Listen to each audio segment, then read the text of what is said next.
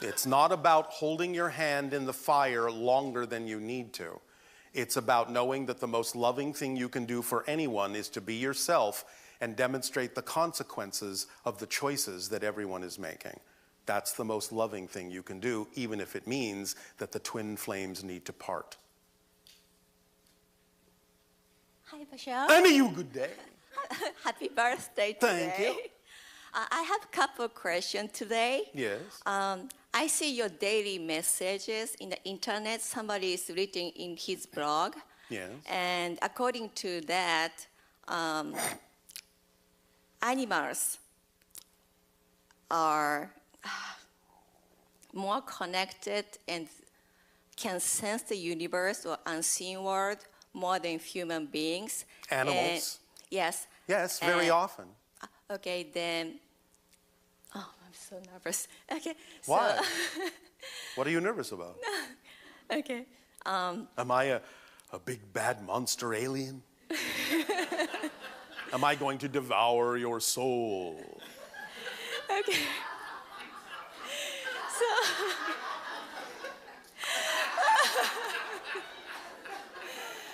Okay. Okay. Okay. So. I've eaten you up and spit you back out. Okay. Are you okay now? Yes, I'm okay. Thank you. All right. Okay, so they can sense more universal unseen world more than human beings.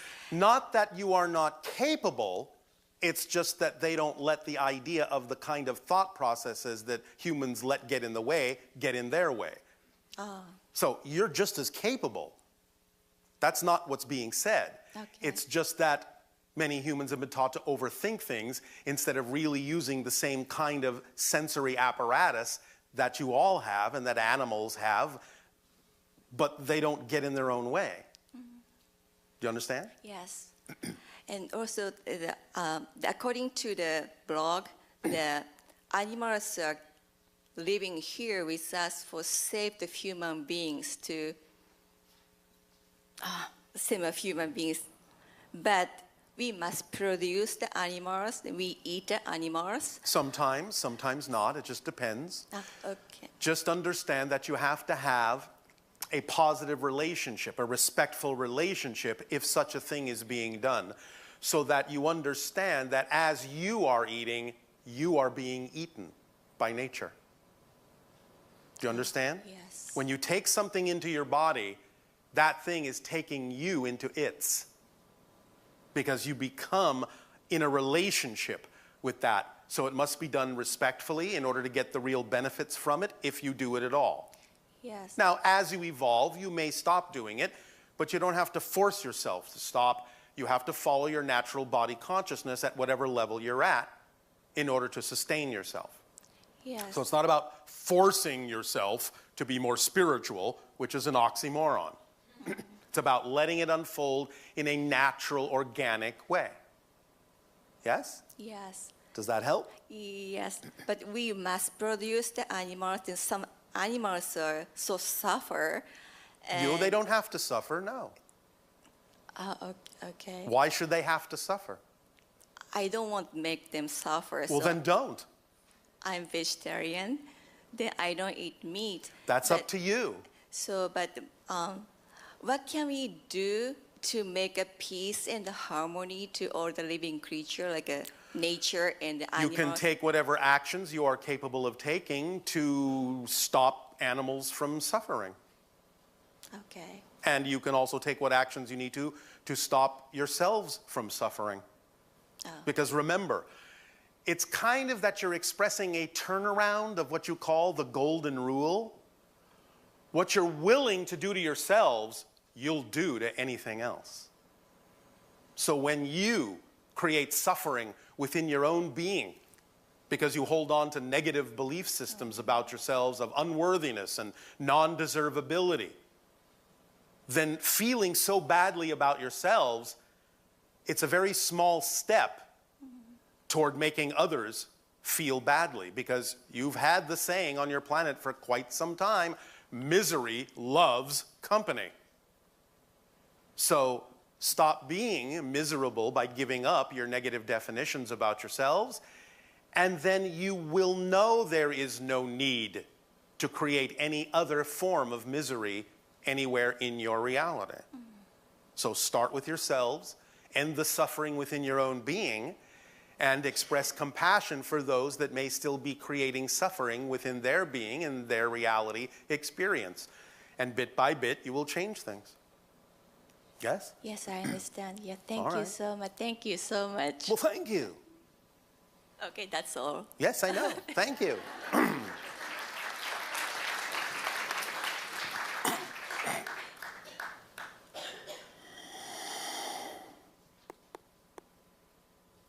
Hello, Bashar. And you good day. Happy birthday. Thank you. I have a question about genetics Yes? and intuition. Yes?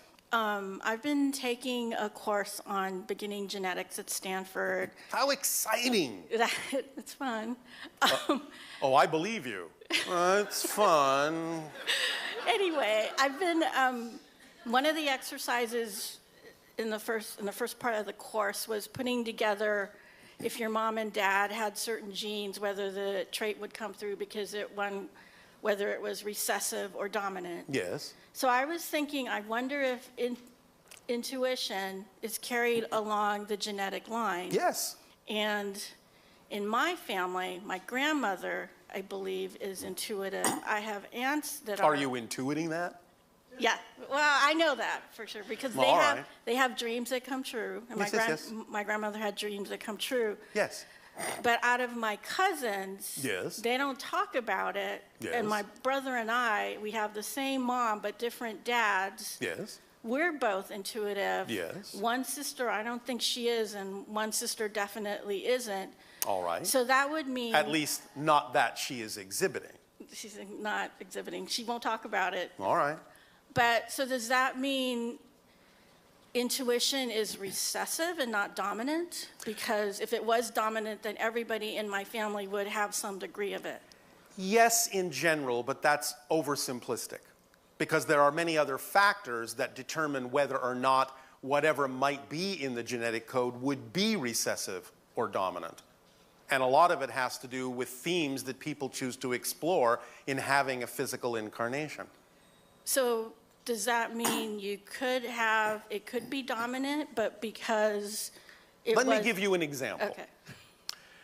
Now, I'm not saying it has to happen this way, but sometimes it does happen this way because people on your planet, when they don't know what the tools are to make the shift, will, from a higher level, choose to have a certain experience that will shift them, that will allow what might have been dormant to suddenly become dominant. So, for example, you hear stories where people do not express or experience the idea of any kind of psychic functioning throughout most of their lives or a large part of their lives, and suddenly they are in what you call an accident. And after the accident, suddenly they're psychic this and intuitive that, because they have, in a sense, shifted themselves in such a way that now is the time for that particular genetic trait to become dominant when it wasn't time before. They have flipped a switch. They've turned it on. Always the potential was there, but it may not always be turned on. It may be somewhat dormant. And only when the timing is appropriate do they then create a scenario that allows them to flip that switch. So that may or may not happen in someone's life, but that's usually an indication, since they didn't exhibit it before and thus exhibit it after the accident, that it's always been there, it just wasn't switched on. You follow? Yep, I think that makes sense because I don't think I exhibited any intuitive abilities as a child, and I sort of thought, well, it just sort of passed me by. I'm like my other cousins. But then after 2012, it sort of went into overdrive. All right, well, you took advantage of the idea of that ending of one cycle and the beginning of another to switch it on. Right. Without necessarily having to damage yourself to do so. Right. And so my other question related to that is my brother told me a couple years ago, and you've told me that I have hybrid children and everything. Yes. And he was visited. Yes. But I don't get and he and my other two sisters were visited, and we don't live together because we had separate families and everything, but Yes. That doesn't stop them. no, I know.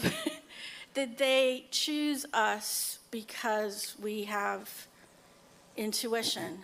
You chose yourselves to be part of the program, and they chose you because you have certain kinds of genetic factors that are required for the creation of the template that would allow the hybrids to be built on that template that would give them some of those particular traits, yes. But he was visited, where I Yes. don't remember my visitation That's all right, you don't have to. except I sort of remember it being beamed up, and I actually thought I was astral traveling at a young age, and I didn't realize I was actually being abducted. But All right. Yes. but I don't think they have children, Doesn't matter. but I do. Doesn't matter. So how does that make sense with the There genetics? can still be people who have certain genetic traits that can be added to the template, whether they themselves have children or not. Not everyone participates in the hybridization agenda in the same way. Some people don't necessarily give their DNA in that sense, but they have certain energy vibrations that will allow them to teach the hybrid children how to assimilate into your society more smoothly. So why were they visited? Why do they have the visitation? Well, there may be a number of different reasons. It can be for the extraction of genetic material. It can be to bring someone up to the ships to teach the children to create a class. It can be for a number of different things. And so they took my DNA, but they didn't take theirs, but there could have been other reasons But why. they can still read their frequencies. Oh, okay. It doesn't have to necessarily always be physical DNA to be able to incorporate a particular frequency of energy into the overall template. It just depends on what's been chosen and what's needed. Because my brother's theme is he's really into Billy Myers, which sort of, like me, came, I think, later in life, too. Yes. Which is sort of interesting. Anyway, so my third question, final question is, you always talk about dreaming and how your civilization, I forget what you call it, is in some dream state. Yes, we live in a dream state lucidly because we understand that physical reality is also just a dream. So I was wondering, because all of my ET alien experiences have happened in a pure waking state. Yes. And I don't remember, or I must be dreaming, but I don't have any experiences, or I don't remember my dreams. That's all right. That's okay? That's okay. Do I need to try to, because I'm like, maybe I need to try to get into this lucid state?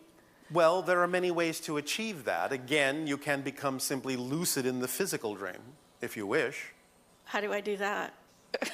by following the formula. Act on your highest passion to the best you're able with zero assumption as to the outcome. But what would it mean to be, so you would be lucid but awake, not dreaming? You are dreaming right now. No, I know, yeah, but So become lucid in this dream means you understand that physical reality and experience and perceive physical reality to be a dream, an extension of your consciousness. I sort of think of that anyway, because I have such It's like, not about thinking about it. It's actually about experiencing it that way. well, I have a sort of a wild, crazy thing with ETs and aliens anyway, and it's fine in my waking state, and I always wonder if it would get even weirder if my dream state, so I'm actually fine with just having it in my waking My state. strongest suggestion would be don't worry about it. Okay. Just follow your passion to the best you're able. No insistence on a particular outcome. Everything that needs to happen that's relevant for you will happen in perfect timing. You're overthinking it a bit. Thank you. I do that a lot. All right. All right. Thank you. Thank you.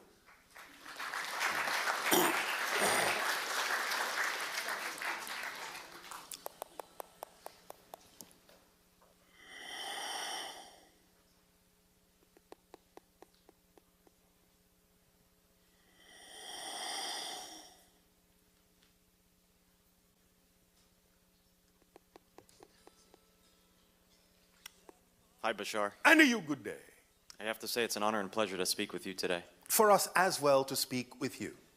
So, my question is, I recently spoke to my higher self directly, All right. and they asked me You're to, doing that right now anyway, but Yes. go ahead.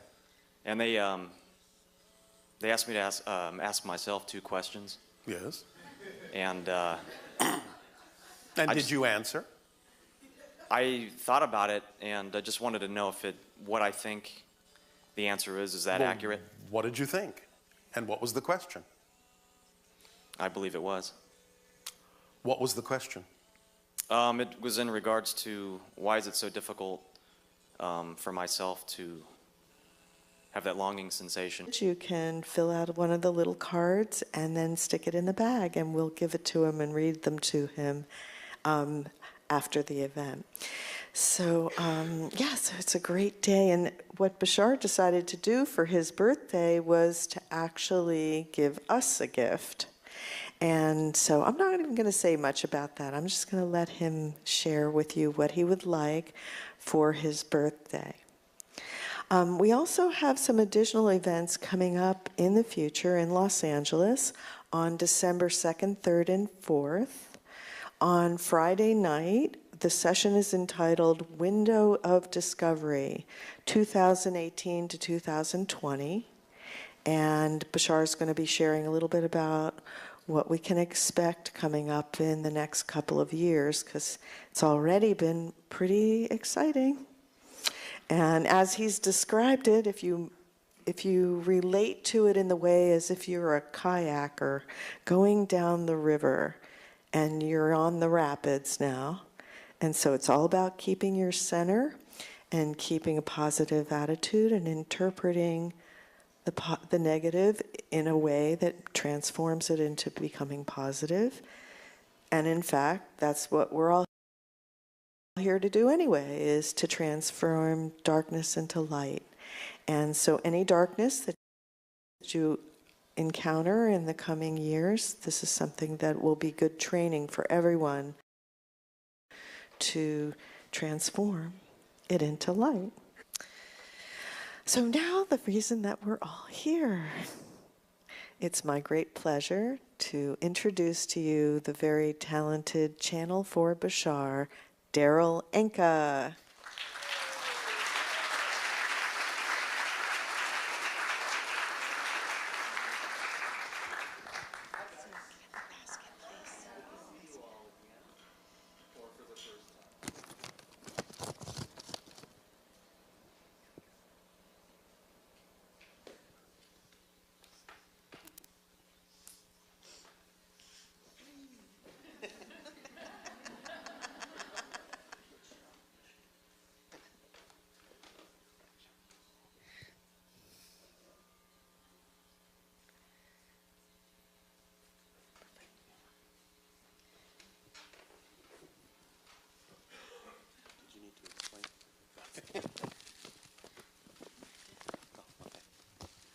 So if your name is called, just raise your hand and they'll bring you a little orange ticket.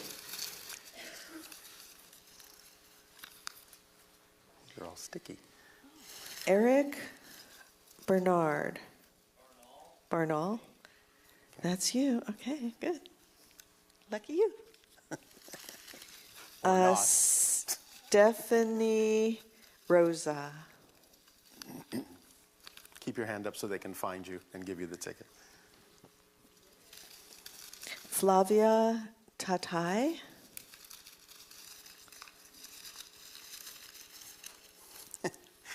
They used sticky notes for these this time. They're all sticking together. Ravi, R-A-V-I.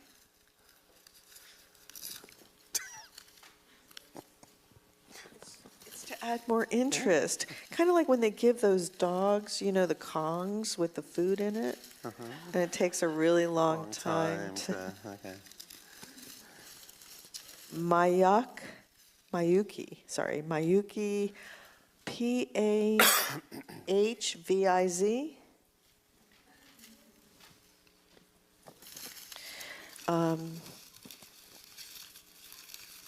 That one's really got me. B-R-E-D-E-N-D-I-K.